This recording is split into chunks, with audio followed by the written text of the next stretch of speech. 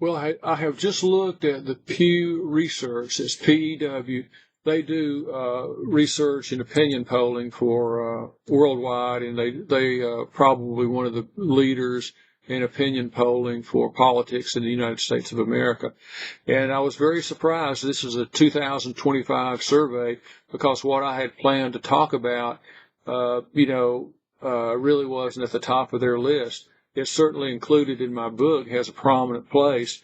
All of these topics do, but I did not know that the survey would come out this way because the role of money in politics was at the top of the list among both Republicans and Democrats who were surveyed, 72%. So I'll give you my take on the top three items that we looked at in this polling. Money in politics is a complicated question because the Supreme Court has ruled that money is speech, and so that really broke it open. In the 60s and 70s, you had a cap of $1,000 a person, and boy, that really worked out well. But now the Supreme Court says that an individual can spend anything that they want, as much as they want, because it's a way of them expressing their political speech. And so we've had individuals contributing $100 million. It's pretty widely reported that Elon Musk spent a couple of $100 million, and we know that the Israeli lobby spent more than that. So we have a lot of money in politics. That doesn't even touch the corporate problems. Corporate contributions from Wall Street are just tremendous. As I think I pointed out recently, we all thought Obama was going to be somebody who, I had a website called Permanent Solutions to World Problems or something like that back in the 2000s. And when, Barack Obama was elected, I just took it down because I thought, our problems are solved. He's going to work on all this, but it didn't turn out that way. And in fact, if not during his first election, during his second election, he took more money from Wall Street than anybody previously had ever taken. And he also put people from Wall Street in positions of oversight over the money supply of the country. And so, it just things didn't change much. And I think that people are a little frustrated with that. And so the only way to get around it without having a little small revolution, which, whatever it takes. But if we wanted to stay within the framework of what we're doing now, we could change one thing that would alleviate most of the problem. And we have heard in the past, people have said, well, look, we're just going to have public fundings of elections. And that's been a resounding no from the taxpayers. They would solve the problem, but the public is just unwilling to pay for it. That's not really surprising. So there's another way to get at that the same way. Rather than have public funding, just go to the TV stations and say, look, as in exchange for getting an FCC license to broadcast, you have to provide the public service of running TV commercials for free for all the candidates who are running for office, who are major candidates that, you have a certain percent in the poll, that kind of thing. It's not a perfect system. It would not get every individual because if you're at 1% of popularity, you might not qualify for very much, but, it would be a lot better than it was before. And we would have have it set up so that it wouldn't be just Republicans and Democrats, that independents could have some time and space too. And that would work during the presidential campaigns. It would work for state level and office level. And, because you're having to listen to the commercials anyway, people really hate that. But this way, it would just be free. They're having to make the commercial, but they're not having to buy the time. And so there would be less need for them to sell their soul to the large corporations and to the big money donors. So that's my solution to that problem. According to the survey, right behind money in politics was the affordability of health care at 67%. We've talked about health care for decades. every country in the world has universal health care except for the United States. Every developed country has universal health care except for the United States. And if the United States doesn't want to, have what they consider a socialist program, fine. Offer us something that is of the same price, then that would solve the problem.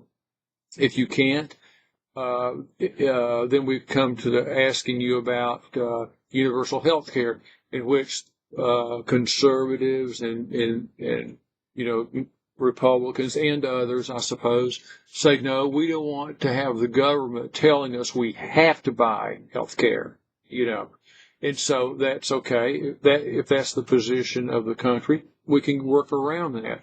And the way I would do that is set up a separate department in the government where, like say, for example, separate, like the post office is separate. And then offer under this new department, the Department of Public Health or whatever, we're going to offer insurance policies that covers all illnesses, that covers 100%. And this policy, you have to buy it and pay for it. It's half of what, you're paying now. And so you have a choice. If you want to keep a private policy owned, by a private company, then you can, where you pay all this money and they cover 80% of a bill. And then later on they go, no, we also have this lab cost and this cost and this cost, and here's x-ray cost. And so, you're paying 4 or 5 times before it's all settled. And then you don't even know when you go to the hospital if they're going to cover your illness. I mean, it's really so complicated. But over here at this new version of health insurance, it just covers everything. You've got that policy. You go to the hospital, they take care of it. That's it. So people would be free to choose that or not to choose that. So it's still your choice, but it would be more cost effective. And I think that's what people want. I don't think that people are so much worried about socialism as they're worried about having to be forced to pay that. You decide you don't want the insurance, don't pay it, Okay, so that takes care of the number 2 thing. The number 3 thing that at 57% was the budget deficit. And we're running a budget deficit now. It's about $2 trillion a year out of $7 trillion, something like that. And and right now, this video is being made in March of 2025. And the Trump administration is trying to cut costs by cutting back on employees and cutting departments out and all that. Well, I know that's what he's trying to appease the public, his public. He's trying to appease his public, it sounds like. And but that public needs to know, if you were to get rid of all the federal employees, get rid of all of them, you're only going to save about 10%. It's not going to get you there. That's not what the problem is. The problem is, and as I've said before, don't be fooled. Don't be fooled by the repetitive nonsense that people are giving you. Government is not overbloated. You can always find something that sounds ridiculous on the face of it, and it may be ridiculous. It's not a perfect organ. There's always some error in anything that we do. If you're in the Boy Scouts, and at your local church, certainly the company you work for, there's always error, and there's always room for improvement. But you don't want to get rid of everything. That doesn't make any sense at all. By and large, the people who work in government are just doing whatever the Congress, if you're talking about the federal government, they're doing whatever the Congress legislates. They're not making legislation. They're just getting the information from the Congress, and that's what they have to do. They're just civil servants. And so to pick on them, I think, is wrong. I think that they do an invaluable service, probably don't get paid as much as they would in the public sector. So I like government. I think government is essential. Without government, how would we organize humanity? I mean, the whole thing of hating government is terrible. In countries that don't hate their government, like some of the Scandinavian countries, do much better. Their people are happier. They have better economies. They have, a lot of positive things for them. So I would encourage you to not hate your government. I mean, it sounds silly to say, but that's about where the American people are. Now, in terms of having a deficit, the deficit is real easy to explain. If you look at tax collection, because that's where the failure is. When Donald Trump, I don't want to pick on Trump all the time, but when Donald Trump became president, he put out a tax cut, and that led to the largest drop of tax revenue ever.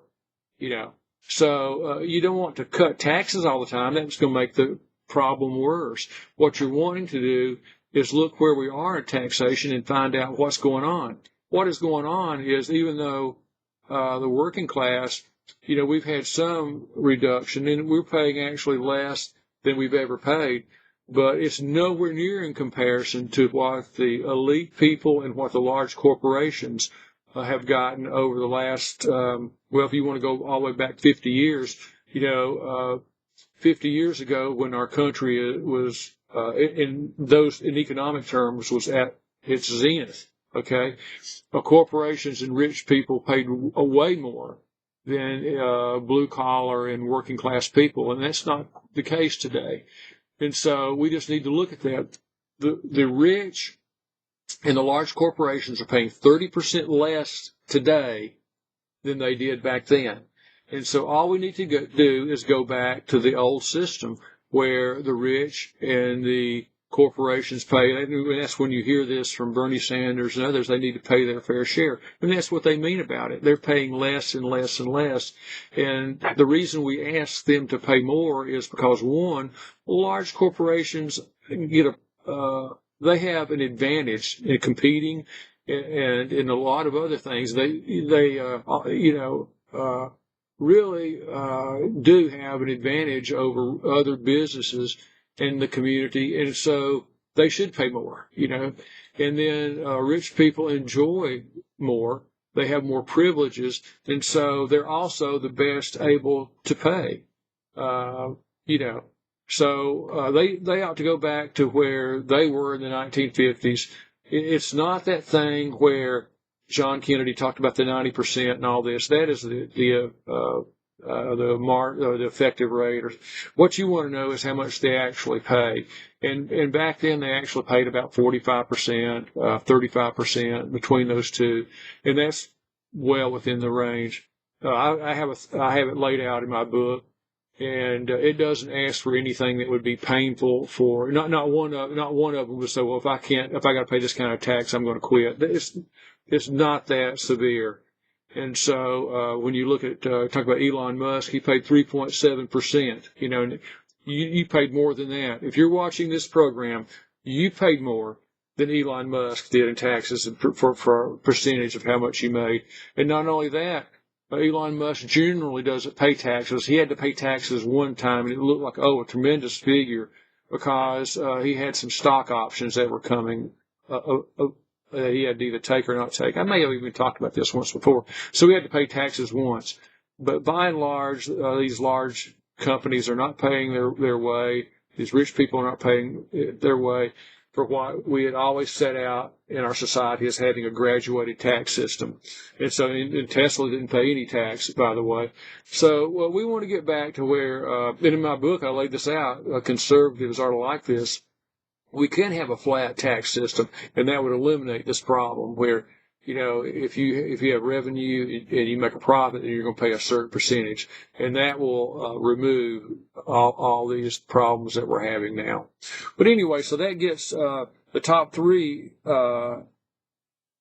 concerns that came up in this new poll, and so next time we will address the if you wanted to build a political party, or if you wanted to find issues that should be appealing to both working class Republicans and working class Democrats, that's what we're going to discuss in the next video.